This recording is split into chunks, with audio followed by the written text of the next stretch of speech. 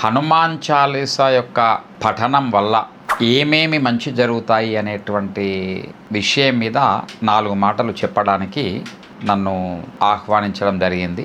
బుద్ధిర్బలం యశోధైర్యం నిర్భయత్వం అరోగత అజాడ్యం వాక్కుపటుత్వంచ హనుమత్ స్మరణాన్ భవేత్.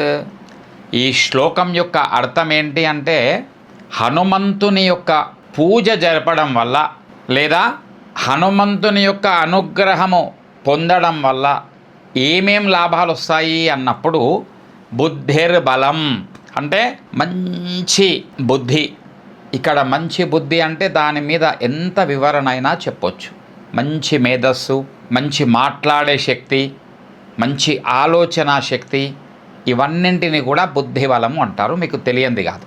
యశోధైర్యం, యశస్సుతో కూడినటువంటి ధైర్యము అంటే చిన్న చిన్న సమస్యలకే మానసికంగా బలహీనం కాకపోవడాన్ని, చిన్న చిన్న సమస్యలకే ఆత్మహత్య చేసుకుందాము అనేటువంటి ఆలోచన రాకుండా ఉండేటువంటి నిబ్బరాన్ని ఇచ్చేటువంటి మానసిక స్థైర్యాన్నే యశోధైర్యము అంటారు.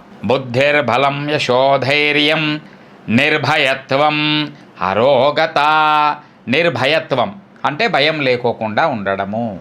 అరోగత శారీరకంగా మానసికంగా ఎలాంటి అనారోగ్యానికి గురి కాకుండా ఉండడము. అజాడ్యం వాక్ పటుత్వంచ.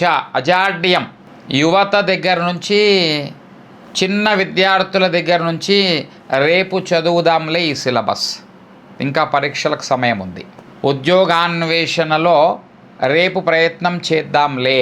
అజాడ్యం అంటే వాయిదాలు వేసేటువంటి మనస్తత్వాన్ని కూడా తొలగించి వెంటనే కార్యక్రమానికి సమాయత్తమయ్యేటువంటి శక్తిని కూడా హనుమంతుడు ప్రసాదిస్తారట. వాక్ పటుత్వంచ, మంచి మాట్లాడే శక్తిని, ఇవన్నింటిని కూడా హనుమంతుడు ప్రసాదిస్తాడు అని అర్థం. మరి ప్రేక్షకులందరికీ కూడా ఉదయం నుండి రాత్రి వరకు వారు ఏ కార్యక్రమాలలో వారు తలమునకలై ఉన్నప్పటికీ వారి వారి కార్యక్రమాలలో విజయం రావాలి అని మనస్సు నిండా హనుమంతుని పూజిస్తూ హనుమాన్ చాలీసా ఆ పేరు తలుచుకుంటేనే శరీరం పులకరించిపోతుంది.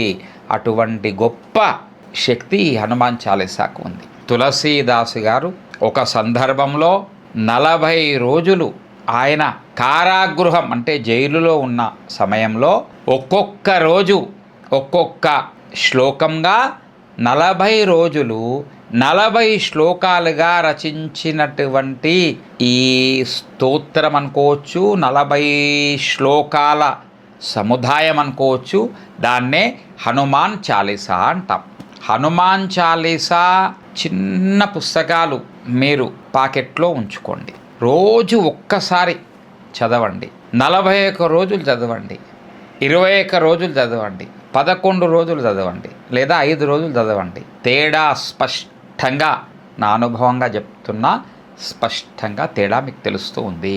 జ్యోతిష్యపరమైనటువంటి సలహాల కోసము చాకరిమెట్లకు నా వద్దకు వస్తూ ఉంటారు విద్యార్థులు. స్వామి, చాలా బాగా చదువుకుంటాం, సిలబస్ కూడా పూర్తి చేస్తుంటాం, పరీక్షా కేంద్రంకు వెళ్ళేసరికి అనేకమైన భయం అవుతుంది, అరచేతిలో చెమటలు రావడం జరుగుతుంది, మరి ఇట్లా హనుమాన్ చాలీసా పఠనము జరిపి మీరు పరీక్షకి వెళ్ళండి.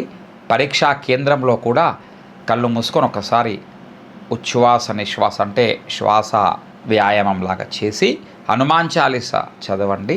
మీరు పరీక్షలు బ్రహ్మాండంగా వ్రాస్తారు అని చెప్పడం జరిగింది. ఒక ఉదాహరణ, జేబీ మొరుగన్ అని ప్రపంచంలో అద్భుతమైన ప్రసిద్ధిగాంచిన richest bank JP Morgan vice president హోదాలో ఇప్పుడున్నారు ఒక పిల్లవాడు. అతను కూడా నేను ఈ హనుమాన్ చాలీసా పారాయణం చదివిన తర్వాతనే ఈ పరిస్థితిలోకి మెల్లమెల్లంగా వెదిగినాడు. అంటే గొప్ప కోసం కాదు, హనుమాన్ చాలీసా చదవడం వల్ల ఇది కాదు అనే కార్యం లేదు. దీంట్లో ఇంకొక ముఖ్యమైన విషయం కూడా గమనించాలి.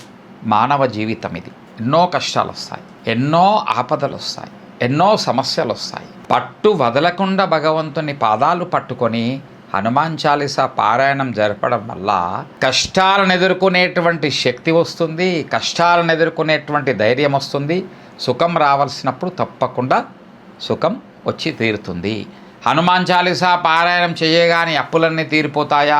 హనుమాన్ చాలీసా పారాయణం చదవగానే ఉద్యోగం వెంటనే వస్తుందా?